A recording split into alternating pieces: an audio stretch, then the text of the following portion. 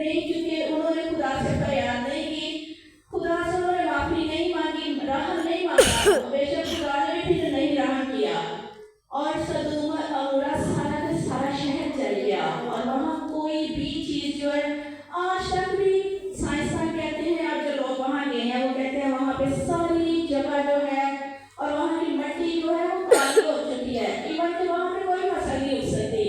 लेकिन अगर वो भी झुकते तो खुदा जरूर उन्हें भी माफ करता, क्योंकि खुदा किसी की हलाकत नहीं चाहता, वो सबको बचाना चाहता है, क्योंकि वो हमारा बाप है और बाप कभी भी अपने बच्चों की हलाकत नहीं चाहता, क्योंकि खुदा ने दुनिया इसलिए नहीं बनाई कि मैं इसे तबाह करूंगा या बर्बाद करूंगी। लेकिन खुदा की आंखें, खुदा की नजर बदी नहीं देख सकती, लेकिन जब बहुत ज्यादा बदी फट लगती है तो बेशक वहाँ पे तबाह बर्बादी जो है वो आती ही आती है। हमारे पाकिस्तान में भी ऐसे बहुत से वाक़या हो चुके हैं। बेशक हम कहते हैं कि वो खुदाया की क्या हुआ, ये क्यों हुआ, लेकिन खुदा की सोच में और हमारी सोच में इतना ही फर्क है जितना आसमान से जमीन, क्योंकि जो खुदा के साथ चलते हैं, खुदा के हुक्मों पर अमल करते हैं, खुदा तो इसका एक बाल भी जो है वो भी नहीं चलने देता। अगर हम देखें सदरत मिस्र का अब्दुल, वो खुदा की खातिर जो थे वो नहीं थे झुके मूर्ति के आगे, और वो आग में पड़े लेकिन खुदा ने उनको बचाया। तो आज का हमारा ये पैगाम है कि हम खुदा के साथ अगर जुड़ते हैं, खुदा के आगे झुकते हैं, तो बेशक हम खुदा के इरादे को भी बदल सकते हैं। इसके अलावा एक और वाक्या है, अगर आप में से किसी को पता है तो बता सकता है। चलिए मैं आपको बताती हूँ। जब मूसा पहाड़ पर गया, खूरब के पहाड़ पर 40 दिन और 40 रात को पहाड़ पर रहा, और जब 40 दिन और 40 रात पहाड़ पर रहा तो उसे नीचे आने में देर लगी। तो लोग ये समझे जिनको बनी इसराइल से निकाल कर लाया था, मिस्र से बनी इसराइलियों को निकाल कर लाया था, वो समझे कि शायद मूसा नीचे नहीं आएगा, वापस नहीं आएगा। उन्होंने क्या किया, उन्होंने हारून से कहा कि हमारे लिए बुत बना दे, हमारे लिए वो खुदा बना जो हमें निकाल कर लाया है। तो बेशक हारून ऐसा नहीं कर चाहता, लेकिन जब लोगों की इतनी ज्यादा तादाद उसने देखी, इवन के लोग उसे मारने को पड़े थे, तो उसने कहा सब अपना अपना जेवर लेके आओ, अपना अपना सोना लेके आओ। जब वो लेके आए तो उसने फिर उनके लिए एक ढाला हुआ बछड़ा जो था बनाया, और उन्होंने उसको सजदा किया और उसके आगे झुके और उन्होंने कहा कि ये हमें निकाल कर लेके आया मिस्र से। और जब खुदा ने देखा तो खुदा ने मूसा से कहा कि जा नीचे देख जाके ये क्या कर रहे हैं, इन्होंने बहुत बदी की है, इन्होंने बुत परस्ती शुरू कर दी है, इन्होंने गलत काम शुरू कर दिए हैं। और खुदा को उन पे इतना गुस्सा आया, खुदा ने कहा मैं इनको हलाक कर दूंगा, इनको मार दूंगा। लेकिन मूसा ने कहा कि नहीं खुदाया, तू उनको नहीं मारेगा, क्योंकि अगर तू मारेगा तो लोग क्या कहेंगे कि तू उनको मिस्र से ला कर तो इस बियाबान में मार रहा है। तो खुदा ने कहा कि नहीं, इन्होंने बहुत बड़ी बदी की है, मेरे मुकाबले में इन्होंने उस बुत को खड़ा कर दिया। लेकिन मूसा ने जब खुदा से माफी मांगी, वैसे गुनाह तो उन्होंने किया, बुराई तो उन्होंने की, लेकिन उन्होंने उसने कहा कि खुदाया अगर तुम्हें इनको मारना है तो मेरा नाम किताबे याद से मिटा दे। तो खुदा ने कहा कि नहीं मैं इनको मारूंगा। लेकिन जब मूसा के कहने पर खुदा को अपना इरादा बदलना पड़ा, खुदा ने उसकी बात मानी और खुदा ने फिर अपना इरादा बदला और खुदा ने फिर बनी इसराइल को नहीं मारा। इवन कि खुदा ने तब भी इरादा किया था कि मैं इनको मार दूंगा।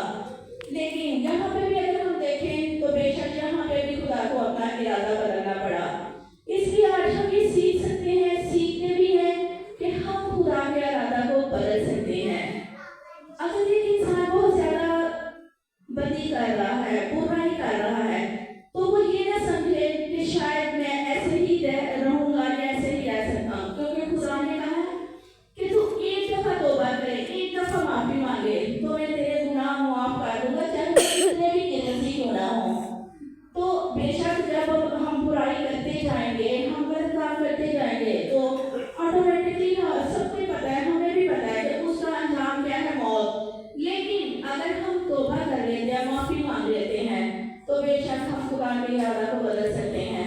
खुदा ने हर चीज जो है वो अपने ही हाथ में नहीं रखी हुई, बहुत सी चीजें खुदा ने इंसान को भी दी हैं। इंसान अपनी मर्जी से फैसला कर सकता है, क्योंकि खुदा ने इंसान के आगे दो रास्ते रखे हैं, एक खुदा का रास्ता और تھا. اب یہ انسان پر ڈیپینڈ ہے کہ وہ انسان کس طرف جاتا ہے, خدا کی طرف جاتا ہے یا ابلیس کی طرف جاتا ہے. کیونکہ جب بھی آپ کوئی غلط کام کرنے لگتے ہیں, آپ کے ذہن میں ایک بات ضرور آتی ہے. فرض کریں اگر آپ چوری کرنے لگتے ہیں, ایک دفعہ آپ کے ذہن میں یہ ضرور آئے گا کہ نہیں کرتا, نہ کرو میں, لیکن پھر آپ کے دل میں آئے گا کر لو, یعنی کہ آپ ڈبل مائنڈیڈ ہو جاتے ہیں. اس ٹائم آپ پہ ڈیپینڈ ہوتا ہے, خدا آپ کو ہی کہے گا کہ نہ کرو, اس نے پہلے سے آپ کو دے دیے ہوئے ہیں کہ نہیں کرنا. لیکن جب سچویشن آتی ہے یا ایسا موقع آتا ہے, خدا تب آپ کے ہاتھ میں چھوڑتا ہے کہ آپ کیا چوز کرتے ہو. تب آپ کے ہاتھ میں ہوتا ہے کہ آپ نے وہ چوری کرنی ہے, وہ برائی کرنی ہے یا نہیں کرنی, کیونکہ خدا نے کچھ اختیار انسان کو دیے ہیں. تو یہ ہے کہ اس ٹائم آپ پہ ڈیپینڈ ہو رہا ہوتا ہے, آپ نے بچنا ہے. تو ایک اور ہم واقعہ دیکھیں گے جس میں خدا کو اپنا ارادہ بدلنا پڑا. آج میں نے آپ کو 3-4 حوالے ایسے بتائے ہیں, اور جس سے یہ ہم نے سیکھا ہے کہ بے شک ہم خدا کے ارادہ کو بدل سکتے ہیں. جب کاہن اور حابل نے قربانی دی تو کیا ہوا؟ کاہن نے دی تھی اپنے کھیت کے پودوں میں جو بھی تھی فصل تھی, اور حابل نے دی تھی اپنے جانوروں کی جو ہے وہ جنگل میں پاتا تھا. خدا نے حابل کی قربانی کو قبول کر لی لیکن کاہن کی نہیں. اور کاہن نے کیا کیا کہ اپنے بھائی کو مار دیا, اپنے بھائی کو قتل کر دیا. اور اسے اتنا غصہ آیا کہ خدا نے میری قربانی قبول نہیں کی اور میرے بھائی کی ہے, اور اس نے کیا کیا کہ اپنے بھائی کو ہی قتل کر دیا. تب اسے سزا ملی. خدا نے کہا کہ تو لعنتی ہوگا اور تو زمین پر آوارہ ہوگا, اور خدا نے اسے سزا دی کہ تمہاری زمین جو ہے وہ فصل نہیں دے گی. تو اس نے کہا نہیں خدایا مجھے معاف کر دے, کیونکہ